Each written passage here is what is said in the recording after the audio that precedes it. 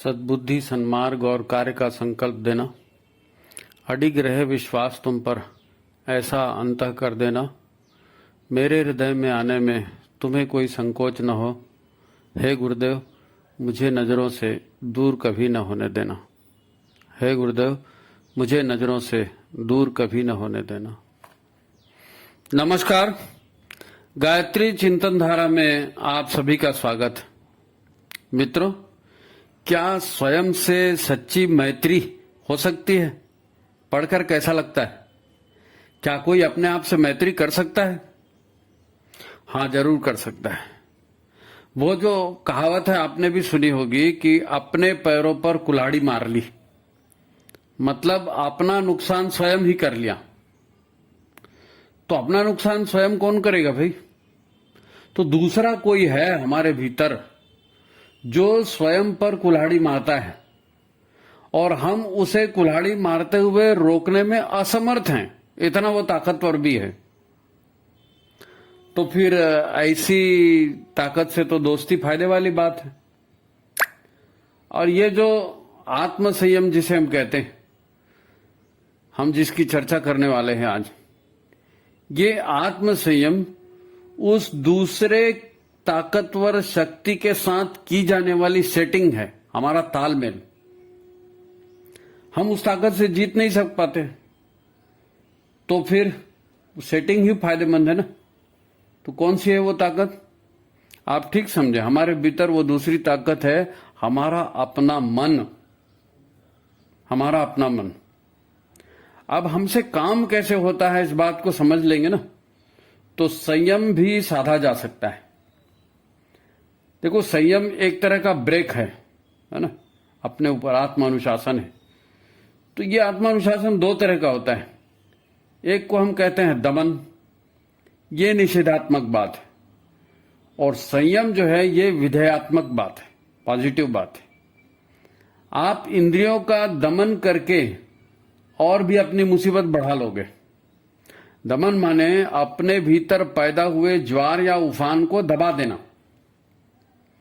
तो बेहतर तो यही है ना कि आप अपने भीतर इस ज्वार या उफान को उभरने ही ना दें। न रहेगा बांस, न बजेगी बांसुरी।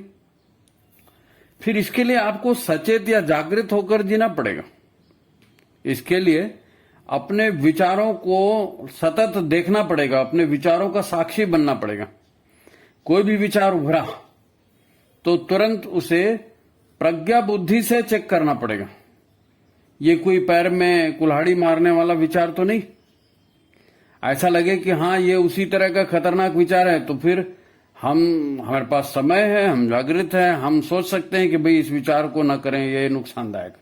उसे आसानी से छोड़ भी सकते हैं, क्योंकि वो अभी विचार की अवस्था में, बिना किसी तनाव के। हमारे भीतर पहले भाव पैदा होता है, फिर वही भाव विचार बन जाता है, और फिर वही विचार कर्म बन जाता है। तो कर्म को रोकना है तो विचार रोकना पड़ेगा, विचार को रोकना है तो भाव को रोकना पड़ेगा। अब भाव कैसे रुकेगा? तो हर भाव का एक बीज एक कारण होता है, और ये भाव का बीज हमेशा बाहर से आता है। हर चीज का कारण होता है, फिर कार्य रूप होता है, तो फिर वो कार्य का परिणाम भी बन जाता है। यदि आप जागृत सचेत रहें तो पहले ही पता चल जाएगा कि ये जो विचार है, ये विचार अच्छा है या बुरा है, कैसा बीज इसका बनेगा, है ना, कैसा ये भाव पैदा करेगा।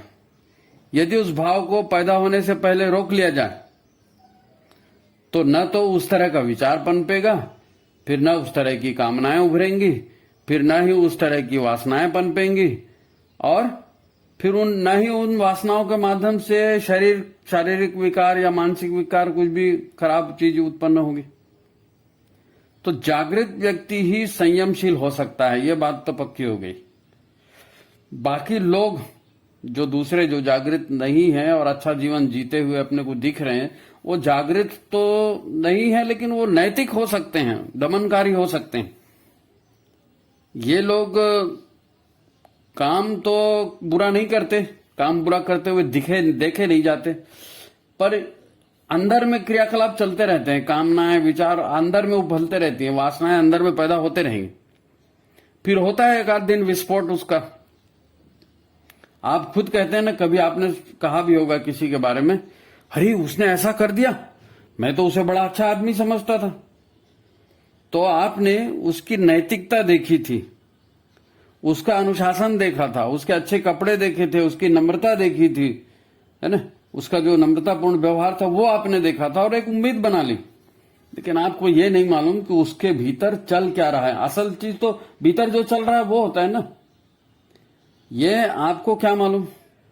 इसलिए आप अपने भीतर जो विचारों का, कार्य का जो पैटर्न है, इसको समझना चाहिए।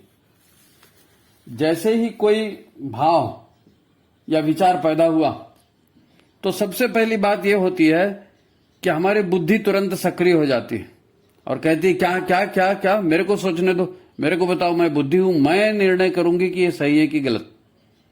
अब बुद्धि क्या निर्णय करती है? बुद्धि के पास होता है तर्क, वो तर्क वितर्क लगाती है, ये ठीक है कि नहीं है। और वहां बुद्धि में सिर्फ तर्क ही तो होता है, काम करने की जिम्मेदारी तो बुद्धि के पास है नहीं, काम तो मन करता है। बुद्धि के पास भी कर दिया, बुद्धि ने अगर पास भी कर दिया उस विचार को और मन ने कहा कि नहीं, काम नहीं होगा, और तो काम नहीं हो सकता फिर।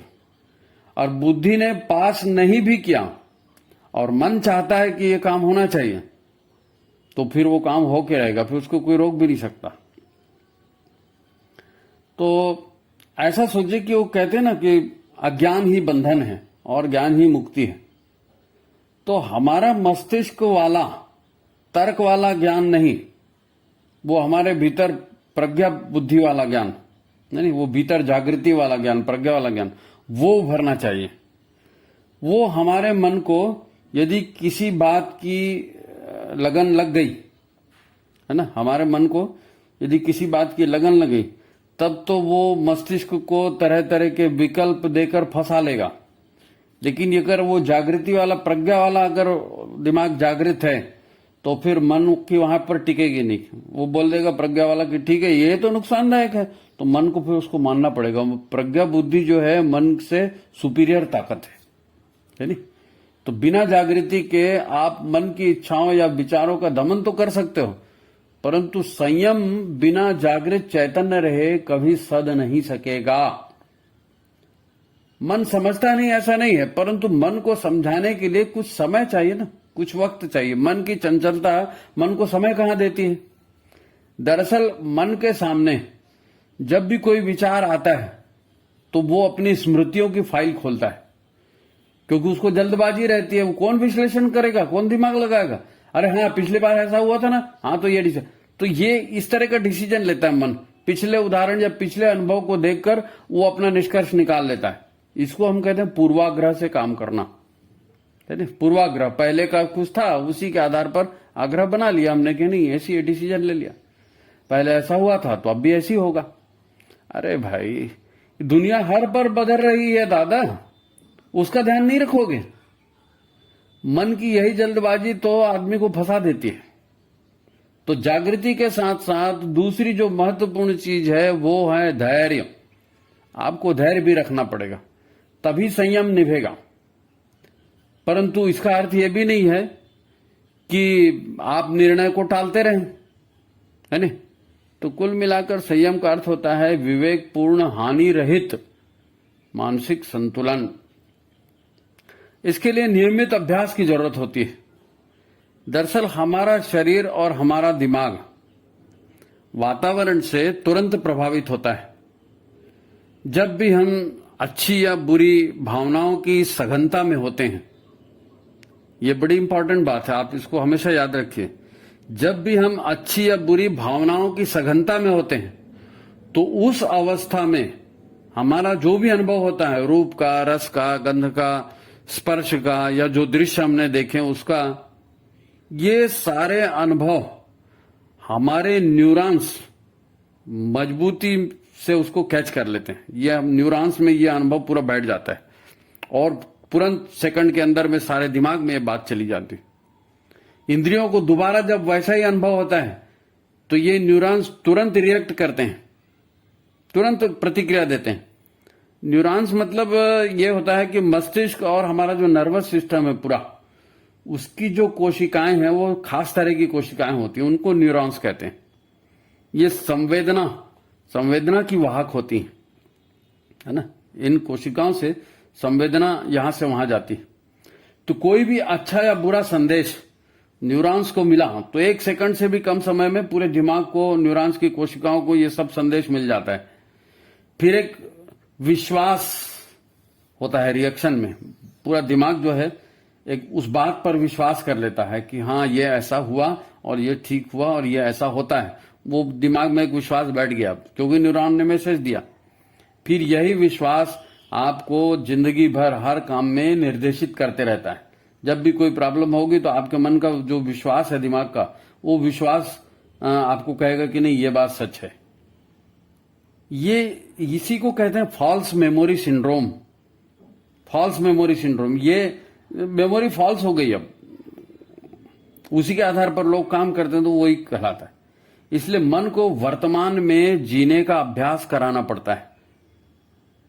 और आपसे कहा जाता है कि हर काम को ध्यान लगाकर करें, काम को रसपूर्ण ढंग से करें ताकि मन काम में डूब जाए और उसको भूतकाल या भविष्य में जाने का अवसर ही ना मिले। तभी संयम की स्थिति बन सकेगी, है ना। क्योंकि आप मन में विचार उत्पन्न होने के पहले ही उसको रोक रहे हैं, सच या गलत का निर्णय करके। पूर्वाग्रह से आप छूट गए, जागृत हैं, अभी की कंडीशन क्या है उसके ऊपर आप निर्णय ले रहे हैं। ठीक है, तो ऐसे में ही संयम की स्थिति बनेगी। वो जो कर लेते हैं जी, सोच लेते हैं जी, सोचने से क्या फर्क पड़ता है, सोचने का कोई पैसा थोड़ी लगता है, जो इस तरह की बातें करता है वो संयम वो नहीं हो सकता। फिर वो धीरे कामना उसके मन में बैठेगी, कामना वासना में बैठेगी और कभी न कभी वो फूटेगा। तो जागरूक रहकर ऐसी दुर्घटना से अपने आप को बचाना है ना, तब संयम का भी नियमन हो पाएगा। तो मित्रों, संयम की बात गंभीरता से समझने वाली बात है, क्योंकि बीता हुआ पल वो कभी वापस नहीं आता, है ना। इस पूरे जीवन की सफलता असफलता इसी बात पर टिकी है। तब इसे ठीक से समझ लें। आत्म संयम नियमित दैनंदिन जीवन का अंग बन जाना चाहिए। हमारा मन अद्भुत शक्ति संपन्न है, तो इससे होश पूर्वक मित्रता रखें। इसको मनमानी करने की छूट न दें, इसकी मनमानी बड़ी भारी पड़ सकती है। होशपूर्ण मित्रता ही संयम है। तो ठीक है, आपकी संयम साधना सफल हो। मित्रों, आपको बात अच्छी लगी तो चैनल को लाइक करें, सब्सक्राइब करें, शेयर करें और पीड़ित मानवता के पीड़ा निवारण में आप भी सहयोग करें।